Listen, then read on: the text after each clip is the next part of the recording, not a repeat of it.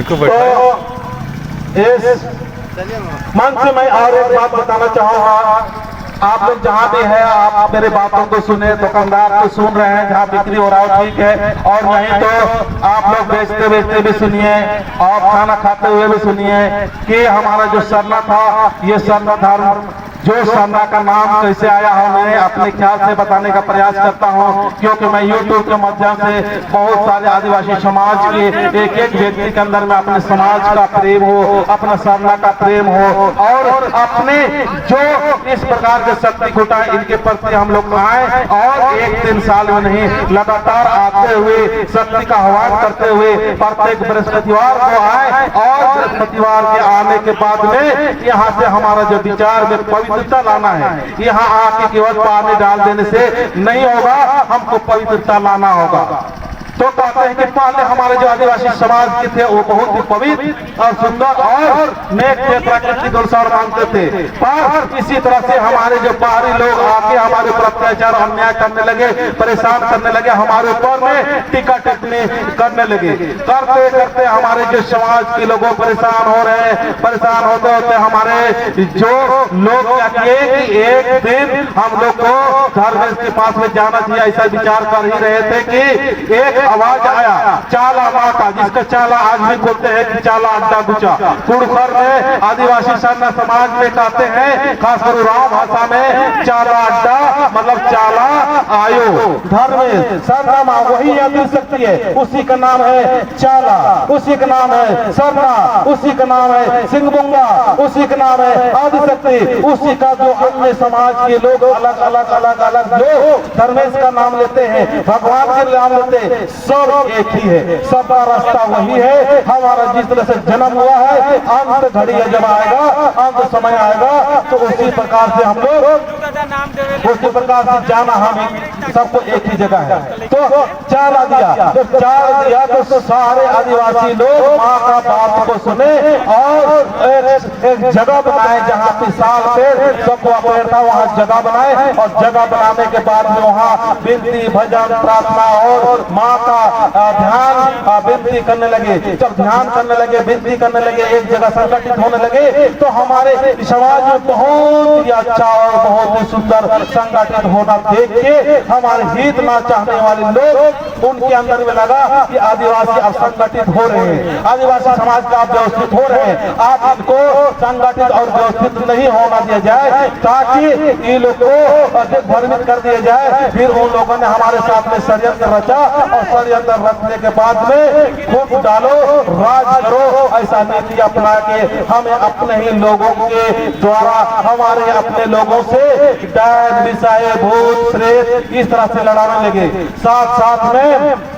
महिलाएं अगर सरना अगर जाती थी, उनके खिलाफ भी बोलने लगे कि महिलाएं जा रही है, इसीलिए ऐसा दुख हुआ, ऐसा तकलीफ हुआ, ऐसा समस्या हुआ, ऐसा प्रलय हो रहा है। मतलब जो भी छोटी मोटी घटनाएं, जो भी छोटी मोटी समस्याएं होती थी, उस समस्याओं के प्रति हमारे जितने भी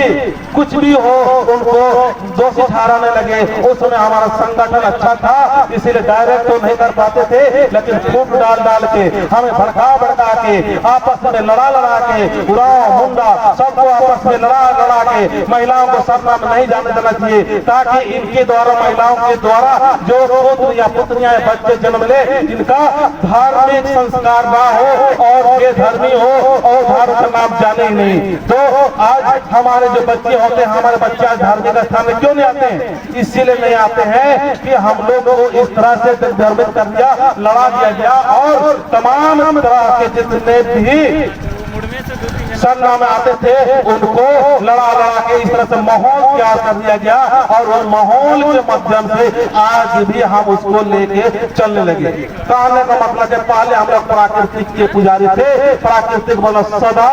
सदा सदा पूजा पाठ था, एक ही लोटा पानी से सब कुछ हो जाता था। फिर हम लोग का पूजा पाठ को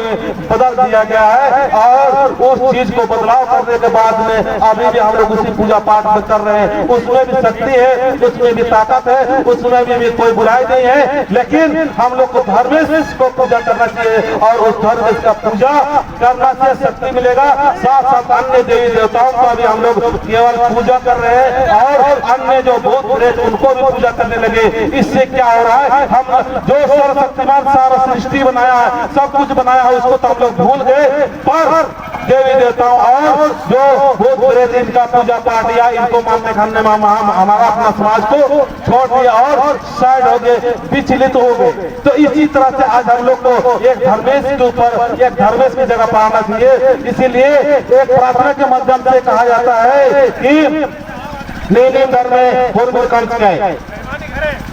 खल्ले उगले मन्ने मां सन्नी को हम तमाम चीजें नीले कंस गए। आज उनके अधीन जब आएंगे तो हम लोग को वास्तविकता पता चलेगा कि इनके पूजा पाठ में केवल नहीं फंसे रहना है, अन्यथा हमको धर्मेश की तरफ जाना चाहिए। धर्मेश की तरफ पूजा करेंगे तो यहाँ से जब पूजा करेंगे उसमें हमारा एक अजब और गजब और प्रेम पैदा होगा। हम आपस में लड़ना झगड़ना मार पिटाई डायन बिसाई ओझा मतिया तमाम तरह के आज मैं जितने भी मैं साधना में जा जाके घूम घूम को देख रहा हूँ, जो साधना में आ रही है बिनती भजन कर रहे हैं, बिल्कुल पीने और प्यांकर सारे लोग दारू पीना शराब पीना पिलाना